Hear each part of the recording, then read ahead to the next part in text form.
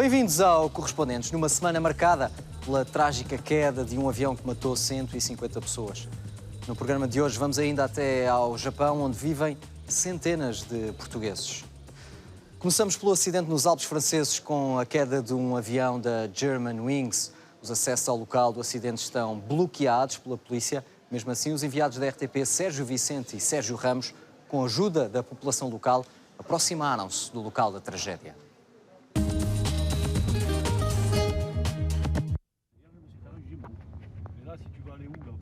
É com a ajuda de quem vive na montanha que nos pomos a caminho.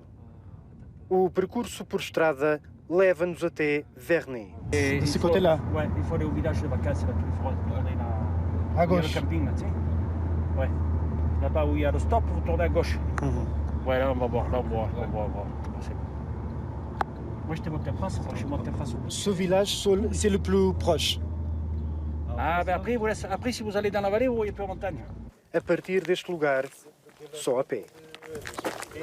Os acessos estão bloqueados pela polícia. Jean Guillaume e Jean-Marie explicam-nos onde estão. Le site de randonnée se trouve juste au-dessus. Et l'accident est arrivé à l'opposé à droite. Je demande ça parce qu'il y a ces cartes de Mais il y a le sentier là. randonnée. Moi, j'ai pas de lunettes, hein. Attendez. Où est la voiture? Ah, vous avez fermé la voiture? Ouais, moi, je vois pas là. Je crois qu'on Si, est... il y a le sentier de randonnée. Moi, je vous ai fait la croix. Celui-ci, là. C'est le sentier qui va à la cabane de Valpouza. Voilà. Il n'y en a pas 50. C'est celui-ci là. J'ai fait la croix, tu peux. Ouais. En fait, il passe Au bord. là, Là. juste au bord. Là. Vous voyez? A algumas centenas de metros está Trois-Évêchés, a zona da catástrofe. É para aqui que são transportados de helicóptero as equipas de resgate. Começamos a subir. Viemos até aqui com a ajuda de dois locais, um deles que vive a poucas centenas de metros. As autoridades vêm-nos ao longe, pedem-nos que abandonemos o local. No terreno, 800 operacionais. Trabalha-se em duas frentes, resgatar os corpos das vítimas e encontrar respostas para o que aconteceu. Ao fundo, ouvem-se os helicópteros. É no sopé deste maciço que estão a operar. A partir do local onde nos encontramos, há um cordão de segurança. Ninguém pode passar. Sérgio Ramos, Sérgio Vicente, RTP, Vernet. O primeiro-ministro Pedro Passos Coelho visitou o Japão, um país onde vivem perto de 600 portugueses. Um deles mora em Kyoto, está há 4 anos a investigar o cancro e outro acabou de mudar o negócio de Portugal para o Japão. Reportagem dos enviados da RTP Luísa Bastos e Bruno Jesus.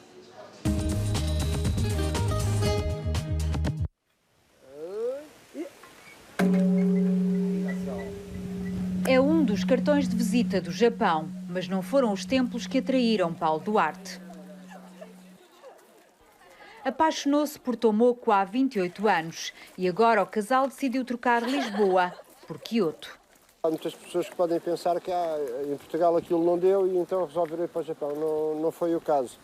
Mas era uma coisa que nós já tínhamos pensado há muito tempo, que queríamos, pelo menos uma vez, experimentar a fazer negócio aqui no Japão.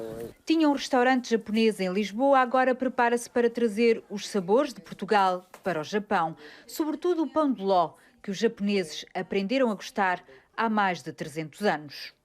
Não se sabe que tipo de pão de ló chegou ao Japão, nem quando, nem por quem. Sabe-se que foram missionários, mas não se sabe quem. Mas é ponto assente que foram os portugueses que o trouxeram para cá. Os tachinhos vieram também de Portugal. Isto são areias. Estas são inovadas um bocadinho, têm queijo piripiri. Já são um bocadinho para o paladar japonês. Para eles a pastelaria portuguesa, tal e qual como é, doce demais. Paulo Duarte está a testar o forno antes de abrir ao público na próxima semana. Marco Candeias orienta um aluno na Universidade de Kyoto. Veio há 4 anos fazer investigação ao cancro num laboratório com equipamento de topo que permite a observação em seres vivos. Aqui, como o rato não está direito, dá para ver várias camadas de células. Células que são maiores e células que são mais pequeninas. Esta é a camada... Esta camada mais exterior, esta mais interior. O trabalho já feito vai render-lhe a publicação de artigos em algumas revistas científicas de referência. Para já, o futuro é incerto e regressar a Portugal não está fora dos planos. Estou a tentar e gostaria de voltar, por causa principalmente da família, e se houver condições, e acho que pode haver... Marco admite voltar, Paulo diz que veio para ficar, num país onde a tradição e a modernidade andam lado a lado. Faltam menos de 500 dias para a abertura dos Jogos Olímpicos de 2016. No Rio de Janeiro, o campo do golfe é uma das estruturas que está adiantada em relação aos prazos previstos, mas é, ao mesmo tempo, uma das que tem provocado maior polémica.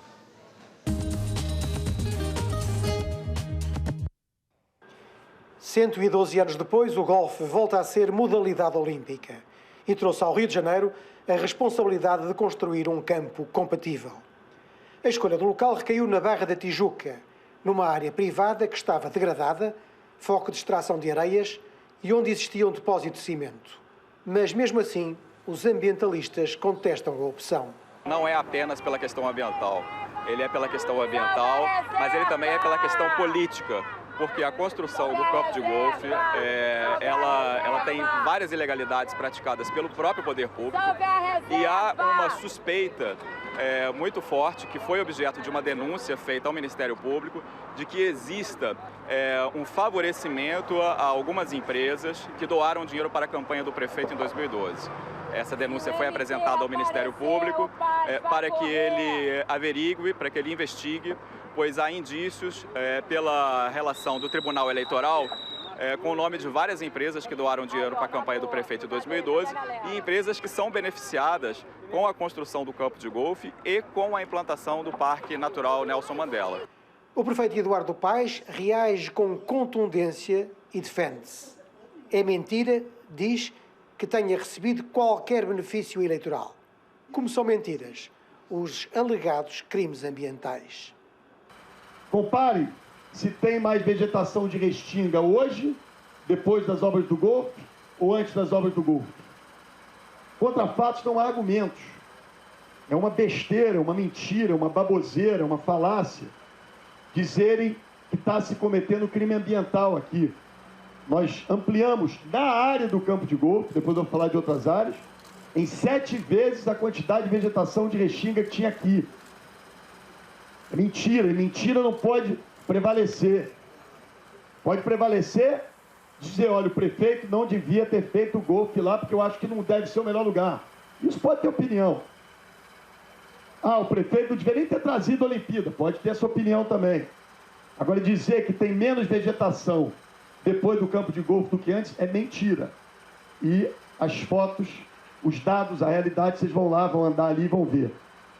Só depois da escolha do Rio como sede dos Jogos é que o golfe foi incluído no evento. Numa primeira reação, a Prefeitura tentou promover um dos 2 campos privados existentes. Mas eles foram considerados inadequados, por não serem suficientemente grandes, por dificuldades de acesso, pelo custo quase equivalente a um campo novo e de raiz, e por uma outra razão que hoje é reconhecida como fundamental. Por que cargas d'água o poder público vai fazer obras num campo privado, né? Ou vai sequer subsidiar, mesmo com operações urbanísticas, obras em um campo que no final das Olimpíadas seguirão a um grupo de pessoas. Não importa se elas são da elite ou não, é uma característica do golfe do Brasil, mas até a elite tem seus direitos, mas vai servir para um grupo reduzido de pessoas, são 2 campos privados. Esse era um argumento muito forte. A menos de 500 dias da abertura oficial dos Jogos Olímpicos, o Rio de Janeiro mostra as infraestruturas onde se vai competir. Vão ser 42 modalidades com 10.500 atletas de 205 países. O campo de golfe, de 18 buracos, está praticamente pronto. Tem um sistema de rega que não usa água potável nem do serviço público, mas de lagoas naturais, como aquela que podemos ver aqui à minha direita, e para onde essa mesma água é depois devolvida. Depois de 2016, este vai ser um espaço público, durante 20 anos, condição que, aliás, consta nas cláusulas contratuais. E vai ter especial vocação para o ensino e a prática do golfe. Uma forma de promover e desenvolver este desporto no país e na cidade, tornando-o mais acessível e mais popular. André Veloso e João Pacheco Miranda, RTP, no Rio de Janeiro. Luís Figo e Fernando Gomes estiveram esta semana no congresso da UEFA, que se realizou em Viena, na Áustria. O ex-internacional a fazer campanha para a presidência da FIFA e o presidente da Federação Portuguesa de Futebol, que acabou por ser eleito para membro do Comitê Executivo da UEFA. Fernando Gomes foi eleito para o Comitê Executivo da UEFA com 48 votos dos 54 possíveis, uma percentagem de 88,8%. Para o presidente da Federação Portuguesa de Futebol, é o reconhecimento da grande importância do futebol português. Portugal é um país de referência na Europa de futebol e no mundo de futebol, quer ao nível dos seus dirigentes, quer ao nível dos seus jogadores, dos treinadores, dos árbitros, daquilo que é o ranking de Portugal nas competições europeias, no ranking da FIFA, e, portanto, esse reconhecimento hoje foi aqui demonstrado. Acima de tudo, que Portugal, pelo seu conhecimento, pelo seu passado, por aquilo que representa o mundo de futebol, tem que estar representado nestes fóruns, nestes órgãos de decisão importantes do futebol europeu e mundial. E, acima de tudo, acho eu que esta votação representa estes dois fatores que estou a referir. Fernando Gomes passou a ser um dos 15 membros do Comitê Executivo da UEFA, um órgão presidido por Michel Platini e pelo qual passam todas as decisões sobre o futebol europeu. Como conselheiro do presidente da UEFA, já há 2 anos que Fernando Gomes participa nas reuniões deste órgão. Algumas das suas propostas têm sido muito bem recebidas. Nomeadamente, a questão da redistribuição das verbas num único pote entre Champions League e Europa League, no sentido de valorizar e de projetar uma maior receita para as equipas que participam na Europa League. Naturalmente, também é conhecida a nossa intervenção na defesa, nomeadamente das federações menos capacitadas, mais pequenas, com a sustentação e o nosso envolvimento na criação da Liga das Nações. A Liga das Nações é um torneio que será realizado a partir de 2018 pelas seleções nacionais. Fernando Gomes, após Casal Ribeiro, Silva Rezende e Gilberto Madail, é o 4º português a ser eleito para o Comitê Executivo da UEFA. Mas em Viena, no Congresso da UEFA, também houve outro português em destaque. Foi Luís Figo, que discursou perante os presidentes das 54 federações europeias e presidentes das confederações. Teve assim a oportunidade de lhes comunicar as suas principais ideias, as que o levaram a ser candidato à presidência da FIFA. A distribuição financeira que tem que ser muito mais eficaz, as propostas em relação a poder haver mais lugares no Campeonato do Mundo e tudo aquilo que envolve a proteção do jogo e a transparência na organização são neste caso, propostas que têm sido bem aceites e o feedback que tenho tido por parte de toda a gente é bastante positivo. Agora a ver o que é que vai acontecer no dia 29, não é?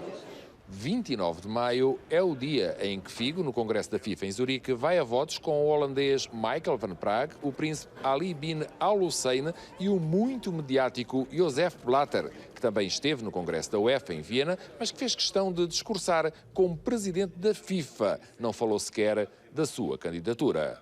Com Hugo Neves, Noé Monteiro, RTP, Viena, Áustria. A desvalorização da moeda russa face ao euro está a ter um impacto no turismo em Portugal.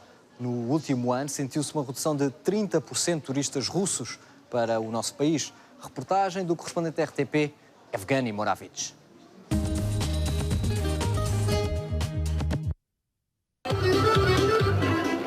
No stand da Bulgária, na Feira do Turismo em Moscovo, atua um rancho folclórico. Mas o que atrai milhares de turistas russos para a Bulgária não é a música tradicional, mas sim os custos mais baixos na Europa. No espaço português na feira, o chamariz é mais eficaz. Uma prova de vinhos convoca aqueles que já estiveram em Portugal e também os que gostariam de lá ir um dia. Pois vinho é uma das qualidades que estrangeiros vêm buscar em Portugal. Uma brusca desvalorização da moeda nacional russa, ocorrida em dezembro passado, tornou Portugal inacessível para a grande maioria dos turistas russos. Fruto das circunstâncias, o número de turistas que se dirigem à Europa diminuiu. mas diminuiu para Portugal na mesma proporção que diminuiu para outros países que eram nossos concorrentes, Espanha, França e Itália. Para comparar, a Espanha recebeu em 2014 mais de 1.200.000 turistas russos. Os serviços consulares de Portugal na Rússia emitiram naquele ano por volta de 40.000 vistos. Nesta edição da feira estão presentes apenas 9 operadores turísticos portugueses, do número dos mais persistentes. Sendo que a região de Lisboa continua a ser a região preferida do mercado russo, é que tem mais dormidas a nível nacional. Assim sendo, é um mercado que obviamente nós nunca iremos desistir, porque hoje obviamente está a ter todas estas vicissitudes, mas isso não quer dizer que o futuro não traga melhores condições. A par das expectativas otimistas, surgem também algumas preocupações com dificuldades na concessão de vistos turísticos aos russos. Ou seja, que está a haver um controle muito mais apertado, com algum receio, provavelmente, da imigração ilegal e, portanto, está a haver muito mais dificuldade na obtenção dos vistos. Há dificuldade em receber visto, por exemplo, se eu decidir viajar, por exemplo, daqui a 3 dias, é impossível, isso a pessoa não tem visto, vai ser mesmo impossível. Sabemos que algumas decisões não vêm só de Portugal, vêm da generalidade da União Europeia, mas é uma das coisas que este ano voltamos a falar de vistos, que era uma coisa que já não falávamos há muitos anos. Apesar dos investimentos, do aumento de pessoas para trabalhar no consulado, cada vez mais os vistos muito em cima da hora, muito na véspera, o que muitas vezes impede muitos turistas de viajar. Entretanto, monopolistas do mercado russo não têm motivos de queixas. У компании Натали тоже нет проблем, да, мы взаимодействуем плотно, и даже если возникали какие-то моменты, тут же их решали и в дальнейшем. Esta agência, que vende o maior número de viagens a Portugal na Rússia, até relata de uma procura acrescida de viagens corporativas da Rússia a Portugal. Для корпоративных клиентов, для различных инсентив мероприятий, для выездных мероприятий Португалия вообще замечательная страна. А сейчас уже наблюдается рост заявок, запросов на проведение каких-то групповых выездов именно в Португалию. Face à presente situação política no mundo, as autoridades russas passam a incentivar a reorientação dos fluxos turísticos domésticos para Crimeia, Sochi e Abkhazia no Mar Negro ou para destinos não pertencentes à Europa comunitária. No entanto, aqueles russos que continuam a ter o poder de compra não desistem das viagens europeias. Trata-se de uma minoria, mas num país tão grande como a Rússia, são por volta de 15 milhões de pessoas. Sabemos que não somos uma primeira escolha, não é? Sabemos que não somos a primeira escolha das pessoas que viajam, mas isso não quer dizer que não possamos apostar aqui, e é muita gente, não é? Vai muitas vezes à Europa e, portanto, numa das vezes certamente que irá a Lisboa. E eu estou convencido que cada ano que passa vamos melhorando e que teremos seguramente cada vez mais turistas russos. Portugal nunca mais se tornou destino turístico maciço para os russos e agências de viagens russas começaram com a crise atual, começaram a reorientar os fluxos turísticos para os destinos tradicionais mais baratos, como o Egito, Turquia e até a Grécia. E Portugal, na visão de muitos russos, continua a ser destino exclusivo para a alta média classe. Evgeny Moravich, RTP, Moscou. Um grupo de amigos decidiu juntar energias e ajudar a escolarizar crianças carenciadas na Guiné-Bissau. A ideia surgiu quando Joana Benzinho, funcionária do Parlamento Europeu, passou férias na Guiné-Bissau. A pobreza e a ausência de escolas levou-a a criar a associação Afetos com Letras, que dá apoio escolar, mas também médico a cerca de 500 crianças. 500 crianças na Guiné-Bissau estão escolarizadas graças à Associação Portuguesa Afetos com Letras. Na área da educação temos 500 crianças que estão dependentes de nós. Portanto, trabalhamos com os professores que nós pagamos, que são guineenses, e são eles que estão a dar a educação a estes 500 meninos. Temos na área da saúde um apoio muito alargado, porque é no país todo. Os medicamentos que levamos agora irão dar para cerca de um ano nos vários hospitais em que estamos a trabalhar. Portanto, em termos de pacientes, representa um grande número. Joana Benzinho é jurista, funcionária do Parlamento Europeu e está à frente com um grupo de amigos desta associação. Isto passou por umas férias que eu passei na Guiné-Bissau em 2008.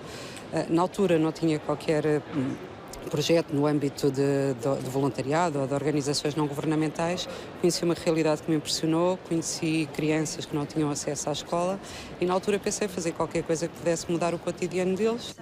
É a escola de Jolo, que é a primeira escola que nós cofinanciámos a construção lá em Bissau e que foi feita, no fundo, começou a ser feita com o dinheiro de um casal que no casamento pediu para as pessoas transferirem dinheiro para uma conta em vez de darem prendas, começaram-se a fazer os alicerces e nós concluímos a escola em 2010. Sr. Deputado Carlos Zorrinho, quando convidou a Joana para ser a sua assistente, já conhecia esta outra faceta dela? Não. Convidei-a porque toda a gente me dizia que ela era e é uma extraordinária profissional. Mas logo a seguir, por curiosidade, antes mesmo da primeira reunião, nós podemos ir às redes sociais e verifiquei que ela tinha esta faceta e fiquei muito contente porque a enriquece muito e só soma a grande capacidade profissional que ela tem. Mas não é só a escola que preocupa a Joana Benzinho, uma descascadora de arroz vai mudar a vida das famílias. Uma comunidade funciona com as crianças na educação, mas temos que pensar também nas suas mães e no tempo que elas agora têm, de certa forma, que estamos a converter com, por exemplo, uma descascadora de arroz que instalámos numa tabanca em Barambe, onde as mães passavam 4 a 5 horas por dia a descascar arroz. Metemos uma máquina automática, portanto, que trabalha o arroz de uma maneira muito mais célere e fica com melhor qualidade. O que é que significa? Que as famílias têm mais empatia com os filhos e isso para nós é importante. Tiramos um trabalho pesado na mão das mães, das mulheres, e damos tempo para elas acompanhar os filhos na escola, para elas próprias se alfabetizarem e, no fundo, convertemos um bocadinho a economia local. É fácil, com pouco, diz Joana Benzinho, mudar a vida de uma criança e pequenas ajudas podem ajudar muito. Ter uma criança letrada hoje na Guiné-Bissau ou ajudarmos uma criança a aprender significa muito no dia da manhã. Diria que se calhar com 50 cêntimos por dia um português pode mudar a vida de uma criança na Guiné-Bissau. Joana Benzinho passa o tempo livre a tratar de crianças. Quando não está aqui no Parlamento Europeu, vai para a Guiné, onde 500 crianças estão escolarizadas graças à Associação Afetos e Letras. Afetos porque estas crianças têm hoje um sítio onde aprender a ler. Esta é uma ONG que funciona com os donativos das pessoas e cada criança custa mais ou menos 50 cêntimos por dia. Do Parlamento Europeu para a RTP, Fernanda Gabriel. O mundo pelo olhar dos correspondentes RTP. Voltamos para a semana. Até lá.